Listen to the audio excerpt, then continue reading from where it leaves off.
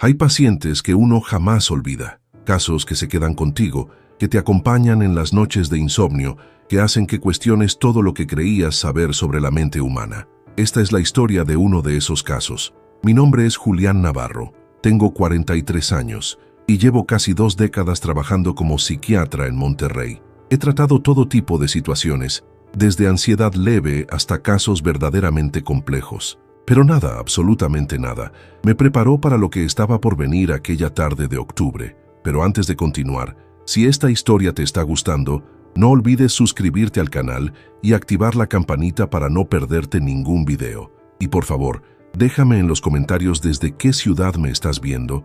Me encanta saber de dónde son todos ustedes. También cuéntame si alguna vez has tenido una experiencia que te haya marcado profundamente en tu trabajo o en tu vida.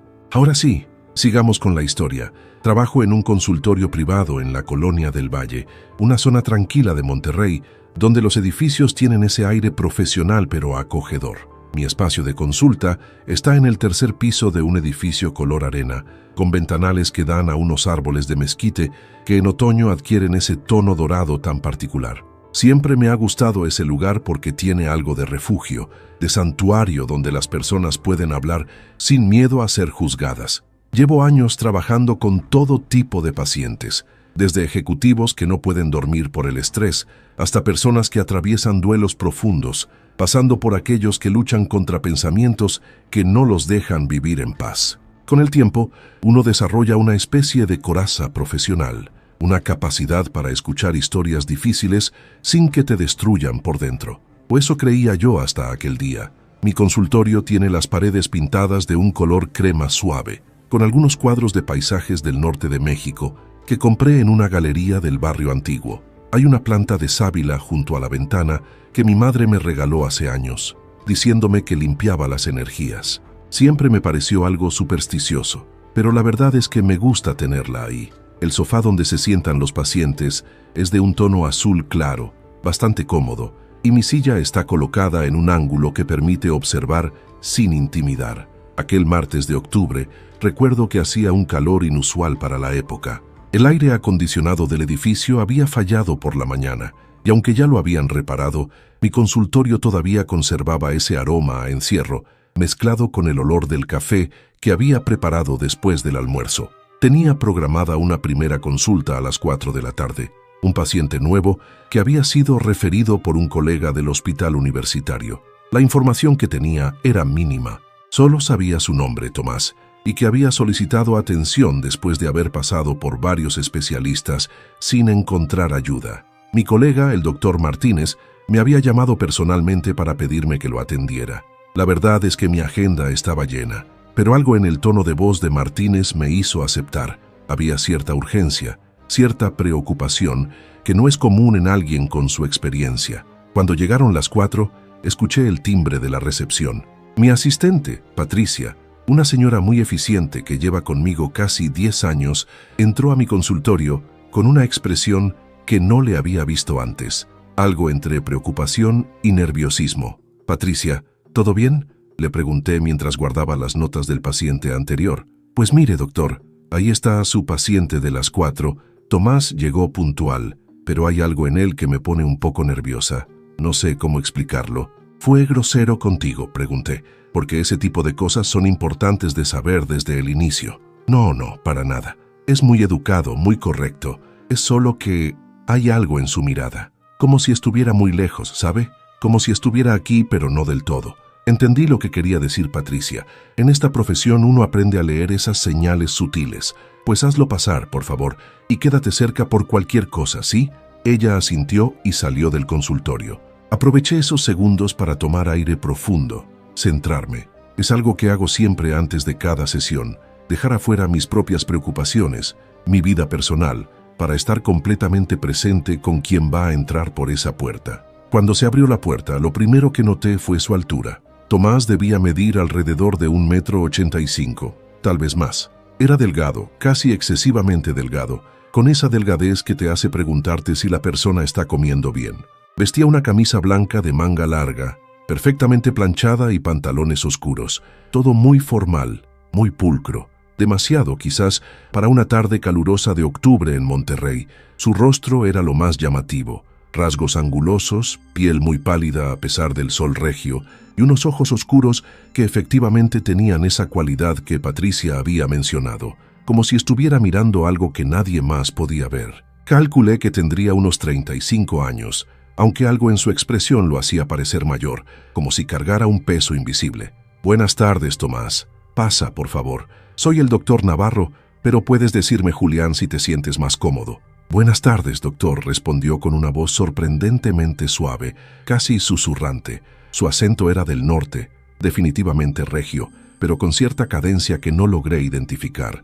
«Gracias por recibirme». Entró al consultorio con pasos medidos, casi cautelosos, como si estuviera midiendo cada movimiento. Se sentó en el sofá azul con la espalda muy recta, las manos perfectamente colocadas sobre sus rodillas. No había nada casual en su postura. Todo parecía calculado, controlado con extrema precisión. «¿Puedo ofrecerte agua, café, algo?», le pregunté mientras cerraba la puerta. «Un vaso de agua, por favor, si no es molestia». «Ninguna molestia», le dije, sirviéndole agua del dispensador que tengo en una esquina del consultorio. La tarde estaba tranquila afuera. Se escuchaba el murmullo distante del tráfico sobre la avenida Constitución y el canto de algún pájaro en los mezquites. Luz dorada entraba por la ventana, creando patrones en el piso de madera. Le entregué el vaso y me senté en mi silla, abriendo mi libreta donde tomo notas durante las sesiones. «Bueno, Tomás, cuéntame, ¿qué te trae aquí hoy?». Él tomó un sorbo de agua, muy lento, muy deliberado. Luego colocó el vaso con cuidado extremo sobre la mesita de centro, asegurándose de ponerlo exactamente en el centro de un posavasos. Ese nivel de precisión me llamó la atención. «Doctor Navarro, antes que nada quiero agradecerle por recibirme. Sé que su agenda debe estar muy llena y que no es fácil conseguir una cita con usted». «No hay de qué. El doctor Martínez me habló muy bien de ti. Me dijo que has estado buscando ayuda». «Sí, es correcto. He visitado a varios especialistas en los últimos meses. Tal vez 8 o 9, ya perdí la cuenta. Todos me han hecho las mismas preguntas, me han recetado las mismas píldoras, pero ninguno ha podido ayudarme realmente». Su manera de hablar era peculiar. Cada palabra parecía haber sido cuidadosamente seleccionada antes de ser pronunciada. No había hesitaciones, no había muletillas. Era como escuchar a alguien que había ensayado mentalmente cada frase. «¿Y qué tipo de ayuda estás buscando, Tomás? ¿Qué es lo que te preocupa?». Por primera vez desde que había entrado, me miró directamente a los ojos, y en ese momento entendí perfectamente lo que Patricia había querido decir. Su mirada no era agresiva ni amenazante, era simplemente vacía, como si detrás de esos ojos oscuros no hubiera nada, o como si lo que hubiera fuera algo que no debería estar ahí. «Los pensamientos, doctor, los pensamientos que no puedo controlar». Eso es algo bastante común, Tomás. Muchas personas tienen pensamientos intrusivos. ¿Podrías ser más específico sobre qué tipo de pensamientos te molestan? Él sonrió levemente, una sonrisa que no alcanzó sus ojos. «Doctor, con todo respeto, sé que está siendo profesional y cauteloso. Aprecio eso, pero también sé que si soy vago u oblicuo, esta sesión no va a servir de nada. Así que voy a ser completamente honesto con usted, aunque eso signifique que después de esta conversación decida no volver a atenderme. Tomás, aquí puedes hablar de lo que sea. Este es un espacio seguro y confidencial. No estoy aquí para juzgarte». «Lo sé, doctor, o al menos quiero creerlo. Verá, el problema no son los pensamientos en sí mismos. El problema es que disfruto teniéndolos». Sentí un ligero escalofrío recorrer mi espalda, pero mantuve mi expresión neutral. En esta profesión es fundamental no mostrar sorpresa ni rechazo, sin importar lo que el paciente diga. «¿Qué tipo de pensamientos son esos?». Él se inclinó ligeramente hacia adelante, bajando la voz aunque estábamos completamente solos. «Pienso en lastimar a las personas, doctor. No a personas específicas necesariamente, aunque a veces sí. Pienso en los diferentes métodos, en las reacciones que tendrían, en los sonidos. Paso horas imaginando escenarios detallados. Es como ver una película en mi mente, pero yo soy el director». Tomé notas mientras hablaba manteniendo mi respiración controlada. «¿Y estos pensamientos, has actuado en base a ellos alguna vez?». «No, doctor. Y esa es precisamente la razón por la que estoy aquí, porque cada día se vuelve más difícil no hacerlo. Es como si hubiera una presión que va aumentando, como una olla que está a punto de desbordarse. ¿Desde cuándo experimentas estos pensamientos? Desde siempre, creo. Pero antes eran más leves, más esporádicos. Podía ignorarlos, distraerme. Trabajo en una empresa de logística, tengo una vida bastante rutinaria, pero en los últimos 2 años se han intensificado. Ahora ocupan la mayor parte de mi día. ¿Ha habido algún evento específico que creas que pudo desencadenar esta intensificación? Por primera vez, su fachada de control perfecto mostró una pequeña grieta. Su mandíbula se tensó ligeramente. Sus manos se apretaron apenas sobre sus rodillas. Mi hermana menor desapareció hace 2 años. Se fue una noche y nunca regresó. La policía la buscó durante meses, pero nunca encontraron nada, ni rastro, ni pistas, nada, como si se la hubiera tragado la tierra. Lo siento mucho, Tomás. Eso debe haber sido tremendamente difícil para ti y tu familia. Lo fue, doctor. Pero lo extraño es que después de su desaparición, los pensamientos no se volvieron más oscuros, se volvieron más claros, más detallados, como si algo en mi cerebro hubiera despertado. La sesión continuó durante casi 1 hora y media. Tomás describió con escalofriante detalle la naturaleza de sus pensamientos, siempre manteniendo ese tono calmado, casi clínico. Hablaba de impulsos violentos con la misma tranquilidad con la que alguien podría describir su desayuno. Lo más perturbador no era el contenido de lo que decía, sino la manera en que lo decía. No había remordimiento, no había culpa, solo una especie de curiosidad científica sobre sus propios impulsos. Cuando terminó la sesión, el sol ya estaba comenzando a ponerse. La luz que entraba por la ventana había cambiado de dorada a anaranjada, proyectando sombras largas en el consultorio. Tomás se levantó con la misma precisión con la que había hecho todo durante la 1 hora y media que pasamos juntos. «¿Doctor Navarro va a volver a atenderme?», preguntó con genuina curiosidad. «Sí, Tomás, voy a atenderte, pero necesito que me prometas algo. Si en algún momento sientes que los impulsos se vuelven demasiado fuertes, si sientes que podrías actuar en base a ellos, me llamas inmediatamente, a cualquier hora. ¿De acuerdo?». Él asintió. «Se lo prometo, doctor. No quiero lastimar a nadie. Por eso estoy aquí». Después de que se fue, me quedé sentado en mi consultorio durante largo rato. La luz del atardecer había dado paso al crepúsculo y las luces de la ciudad comenzaban a encenderse afuera. Patricia había entrado brevemente para preguntarme si necesitaba algo, pero le dije que estaba bien, que solo necesitaba unos minutos para revisar mis notas. La verdad es que necesitaba procesar lo que acababa de escuchar. En todos mis años de práctica, había tratado con personas que tenían pensamientos perturbadores, pero siempre había un elemento de angustia, de sufrimiento por tener esos pensamientos. Tomás no parecía angustiado, parecía fascinado, y eso era lo que me inquietaba profundamente. Esa noche, en mi departamento del centro de Monterrey, no pude dormir bien. Vivía solo desde que mi matrimonio había terminado 3 años atrás. Mi ex esposa, Carolina, siempre me decía que me involucraba demasiado emocionalmente con mis pacientes, que no sabía separar el trabajo de la vida personal. Tal vez tenía razón. El caso de Tomás se había quedado conmigo, circulando en mi mente como un disco que no podía dejar de girar. La segunda sesión fue una semana después. Esta vez, Tomás llegó con 10 minutos de anticipación. Patricia me avisó y noté que seguía sintiéndose incómoda con su presencia. Cuando entró a mi consultorio, vestía exactamente la misma ropa que la vez anterior, camisa blanca impecable, pantalones oscuros.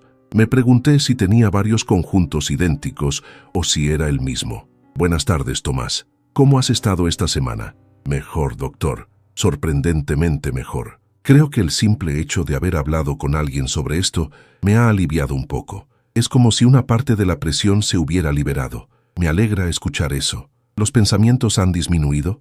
«No exactamente. Siguen ahí, igual de presentes. Pero ahora no me siento tan solo con ellos. Saber que usted sabe que hay alguien más que conoce lo que pasa en mi mente hace que sea un poco más manejable». Pasamos esa sesión explorando su infancia. Tomás había crecido en una familia aparentemente normal en las afueras de Monterrey. Su padre trabajaba en la industria manufacturera, su madre era maestra de primaria, tenía 2 hermanas, él era el hijo de en medio. Describía su infancia con la misma precisión clínica con la que describía todo lo demás. ¿Tuviste una infancia feliz?, le pregunté. Él consideró la pregunta por un momento. «Supongo que sí. No hubo situaciones traumáticas evidentes, si es eso lo que está preguntando. Mi padre nunca fue violento. Mi madre era cariñosa. Íbamos a la iglesia los domingos, cenábamos juntos todas las noches. Una familia perfectamente ordinaria. ¿Y cuándo comenzaste a darte cuenta de que tus pensamientos eran diferentes? Tenía unos 8 o 9 años. Recuerdo que estábamos en un parque, mi familia y yo. Había un perro jugando con una pelota. Y de repente me vino a la mente una imagen muy clara de lo que pasaría si el perro cayera por un precipicio. No había ningún precipicio cerca, entienda, pero la imagen era tan vívida, tan detallada, y en lugar de horrorizarme me sentí curioso, fascinado. Durante las siguientes semanas nos vimos regularmente, 2 veces por semana, a veces 3. Tomás era un paciente extraordinariamente puntual y comprometido. Nunca faltó a una sesión, nunca llegó tarde ni un minuto. Tomaba los medicamentos que le recetaba con precisión militar, aunque admitía que no notaba mucha diferencia. Lo que me inquietaba no era solo el contenido de nuestras conversaciones, sino la progresión que estaba observando. Con cada sesión, Tomás parecía volverse más cómodo compartiendo detalles cada vez más perturbadores. Era como si estuviera probando mis límites, viendo hasta dónde podía ir antes de que yo mostrara alguna reacción de rechazo o miedo. En una sesión particularmente difícil a finales de noviembre,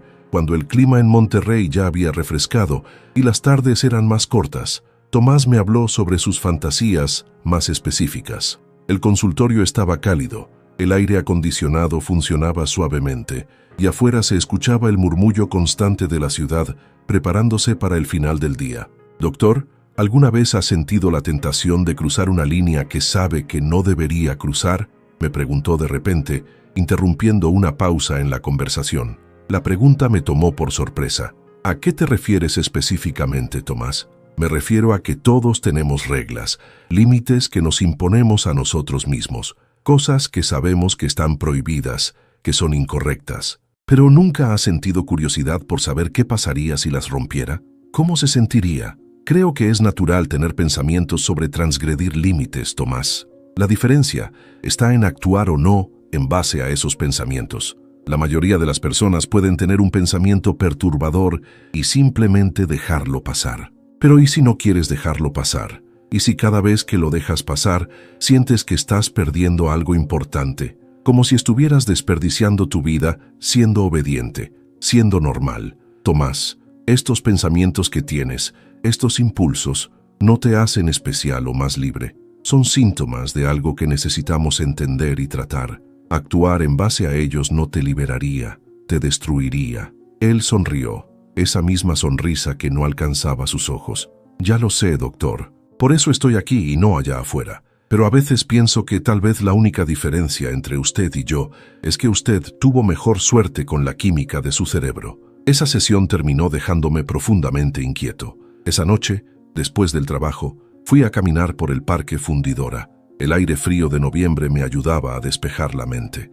Las luces del parque creaban un ambiente casi surreal, familias paseando, parejas tomadas de la mano, niños corriendo. Toda esa normalidad me reconfortaba y me perturbaba al mismo tiempo. Me encontré pensando en lo que Tomás había dicho sobre la línea entre él y yo. ¿Realmente era solo química cerebral? ¿Qué me hacía diferente de él, aparte de no tener esos pensamientos? La pregunta me incomodaba porque no tenía una respuesta simple. La situación dio un giro inesperado en diciembre. Tomás llegó a una sesión con un aspecto ligeramente diferente. Todavía vestía su uniforme habitual de camisa blanca y pantalones oscuros, pero había algo en su expresión, una tensión que no había visto antes. ¿Pasó algo, Tomás?, le pregunté apenas se sentó. Él no respondió inmediatamente. Se quedó mirando el vaso de agua que le había servido, su reflejo distorsionado en el líquido. Afuera, el cielo estaba gris, amenazando con lluvia. El aroma del café recién hecho llenaba el consultorio. «Hice algo, doctor», dijo finalmente, su voz apenas un susurro. Mi corazón se aceleró, pero mantuve mi expresión neutral. «¿Qué hiciste, Tomás? No lo que está pensando. No lastimé a nadie, pero estuve cerca, muy cerca. Cuéntame qué pasó». Tomás respiró profundo, cerrando los ojos por un momento. Estaba en el supermercado comprando cosas para la semana y había una mujer tal vez de unos 50 años comprando verduras. Estaba sola, muy concentrada eligiendo tomates, y de repente tuve una imagen tan clara, tan vívida, de lo que podría hacer, de lo fácil que sería. Había un cuchillo de cocina en exhibición justo al lado. Nadie estaba mirando. ¿Y qué hiciste? Me quedé ahí parado, doctor. No sé cuánto tiempo. Tal vez fueron segundos, tal vez minutos. La mujer siguió comprando, sin darse cuenta de nada. Y yo solo me quedé ahí sintiendo esa presión en mi pecho, ese deseo. Y lo peor, doctor, lo peor es que no fue el miedo a las consecuencias lo que me detuvo. No fue pensar en ir a la cárcel o en lastimar a esa persona. Fue pensar en usted.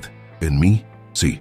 Pensé en nuestras sesiones, en cómo me ha escuchado sin juzgarme, y pensé que si hacía algo, esto terminaría. Ya no podría venir aquí, ya no podría hablar con alguien que entiende. Y eso, doctor, eso fue lo que me detuvo. No la moral, no la empatía, solo no querer perder esto. El silencio que siguió fue pesado, denso. Afuera comenzó a llover, gotas gruesas golpeando la ventana. El sonido era rítmico, casi hipnótico. Me di cuenta de que estaba sudando ligeramente a pesar del aire acondicionado.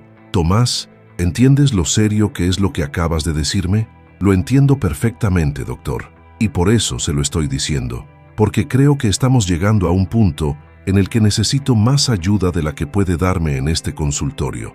Esa noche llamé al doctor Martínez, mi colega que me había referido a Tomás. Hablamos durante más de una hora sobre el caso, sobre las opciones que teníamos. Martínez tenía contactos en una clínica especializada en Ciudad de México, un lugar donde podían ofrecer tratamiento más intensivo. La decisión no fue fácil.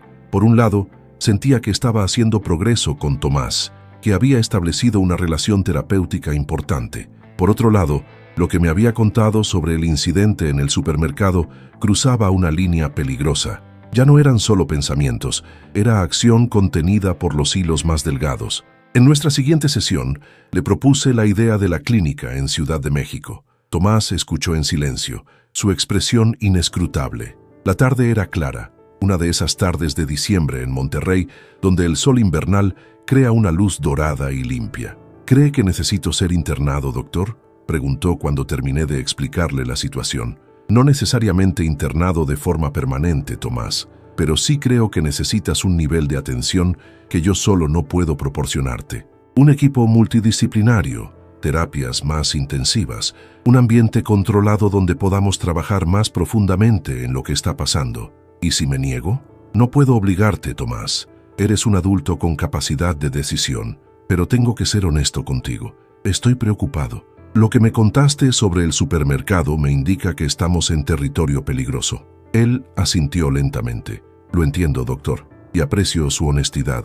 La verdad es que yo también estoy asustado. No de lo que podría hacer, sino de lo mucho que quiero hacerlo, de lo natural que se siente cuando esos pensamientos vienen. Esa fue una de nuestras últimas sesiones juntos. Tomás aceptó ir a la clínica en Ciudad de México. Pasamos las siguientes 2 sesiones preparándolo para la transición, revisando estrategias de afrontamiento, estableciendo protocolos de emergencia. Fue como preparar a alguien para un viaje largo a un lugar desconocido. El día que vino a despedirse era una tarde de finales de diciembre. El año estaba terminando y con él esta extraña y perturbadora relación terapéutica. Tomás entró a mi consultorio por última vez, con su camisa blanca impecable y sus movimientos precisos. Doctor Navarro, quiero agradecerle por todo. Sé que no fui un paciente fácil. Tomás, mi trabajo es ayudar a las personas, sin importar qué tan difícil sea. Espero que en la clínica encuentres las herramientas que necesitas. Él extendió su mano y nos dimos un apretón formal. Su mano estaba fría, a pesar del calor del consultorio. Doctor, ¿puedo hacerle una última pregunta? Por supuesto. ¿Cree que hay esperanza para alguien como yo? ¿Cree que puedo cambiar? ¿O esto es lo que soy y siempre seré? La pregunta me golpeó con fuerza. Era la primera vez que Tomás mostraba algo parecido a la vulnerabilidad real, a la esperanza. Creo que siempre hay posibilidad de cambio, Tomás. No sé si podemos eliminar completamente esos pensamientos, pero podemos aprender a vivir con ellos, sin que nos controlen. Podemos construir una vida que valga más que esos impulsos. Él asintió, y por primera vez en todos los meses que lo traté, vi algo en sus ojos. No vacío, no fascinación oscura. Tal vez era miedo, o tal vez era el principio de algo parecido a la esperanza. Después de que se fue, me quedé en mi consultorio mientras el sol se ponía sobre Monterrey. Las luces de la ciudad comenzaban a encenderse, creando ese mosaico de luminosidad que siempre me ha parecido hermoso. Pensé en todas las sesiones, En todas las conversaciones que habíamos tenido, pensé en la naturaleza de la mente humana, en lo frágil que es la línea entre el pensamiento y la acción. Pasaron varios meses antes de que supiera algo de Tomás. En marzo, recibí una llamada del director de la clínica en Ciudad de México. Me informó que Tomás había completado el programa intensivo y que había mostrado progreso significativo. No era una cura milagrosa, me explicó, pero había desarrollado mejores mecanismos de control, mejor comprensión de sus impulsos. Me ofrecieron enviarme los informes completos, pero decliné. Sentía que Tomás necesitaba espacio para construir su nueva vida sin que yo estuviera monitoreando cada paso. Había hecho mi parte. Ahora era tiempo de que otros profesionales tomaran el relevo. Pero no voy a mentir, todavía pienso en él, especialmente en las tardes tranquilas cuando el consultorio está vacío y la luz del sol crea esos patrones en el piso. Me pregunto si está bien, si los impulsos se han calmado, si ha encontrado alguna forma de paz. Lo que aprendí de Tomás va más allá de cualquier lección que podría encontrar en un libro de texto. Aprendí que la mente humana es más compleja y más oscura de lo que cualquiera de nosotros quiere admitir. Aprendí que la empatía no significa estar de acuerdo o aprobar, sino simplemente estar dispuesto a escuchar y entender. También aprendí sobre mis propios límites. Hay casos que te marcan, que te cambian. Tomás me enseñó que no siempre podemos salvar a las personas, pero podemos ofrecerles un espacio donde sean escuchadas, donde no tengan que cargar solos con el peso de lo que son. Hoy, casi un año después de nuestra última sesión, sigo trabajando en mi consultorio en la Colonia del Valle. Sigo viendo pacientes, sigo escuchando historias, algunas difíciles, otras esperanzadoras, pero siempre hay una parte de mí que recuerda a Tomás, que recuerda esa mirada vacía que poco a poco, sesión tras sesión, comenzó a llenarse con algo parecido a la humanidad. No sé si lo que hice fue suficiente, no sé si tomé todas las decisiones correctas, pero sé que en esos meses le di a Tomás algo que nadie más le había dado, la oportunidad de ser escuchado sin ser condenado, de ser entendido sin ser definido únicamente por sus pensamientos más oscuros. Y tal vez eso es lo que todos necesitamos al final. Alguien que pueda mirarnos en nuestro momento más vulnerable, más aterrador, y decidir no alejarse. Alguien que pueda decir, te escucho, te veo, y no te voy a abandonar. Cada vez que un nuevo paciente entra por esa puerta, cada vez que alguien se sienta en ese sofá azul y comienza a compartir su historia, recuerdo las lecciones que Tomás me enseñó sobre la paciencia, sobre la compasión, sobre la importancia de mantener la esperanza incluso cuando todo parece oscuro. La psiquiatría no es una ciencia exacta, no hay fórmulas mágicas, no hay respuestas simples. Lo que hay es compromiso, es dedicación, es la voluntad de entrar en los lugares más oscuros de la mente humana y ayudar a encontrar un camino de regreso a la luz. Tomás fue mi paciente más perturbador, mi caso más difícil, pero también fue una de las experiencias más significativas de mi carrera. Me enseñó que incluso en la oscuridad más profunda puede haber espacio para el cambio, para la transformación, para la esperanza. Y ahora, cuando las tardes se ponen largas y el sol regio ilumina mi consultorio con esa luz dorada tan particular, todavía pienso en él. Me pregunto dónde está, qué está haciendo, si ha encontrado su camino, y me gusta pensar que sí, que en algún lugar está construyendo una vida que es más fuerte que sus impulsos más oscuros, porque al final, eso es lo que todos estamos tratando de hacer, ¿no? Construir una vida que valga la pena vivir, a pesar de nuestros demonios internos, a pesar de los pensamientos que nos atormentan. Y si mi tiempo con Tomás le dio, aunque sea una pequeña oportunidad de hacer eso, entonces valió la pena cada momento difícil, cada noche de insomnio, cada pregunta sin respuesta. Esta es mi historia sobre el paciente que no puedo sacar de mi mente.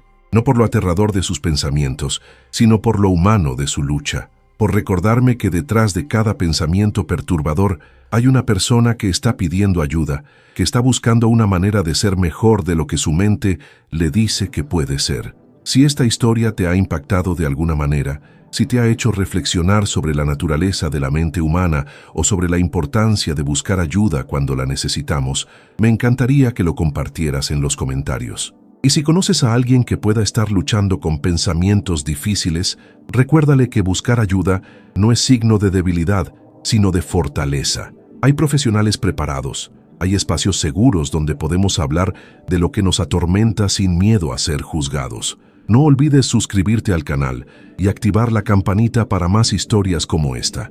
Y déjame en los comentarios desde qué ciudad me estás viendo. Me encanta saber que esta comunidad crece cada día más. Gracias por quedarte hasta el final, por escuchar esta historia que ha sido tan importante para mí compartir. Hasta el próximo video. Cuídense mucho.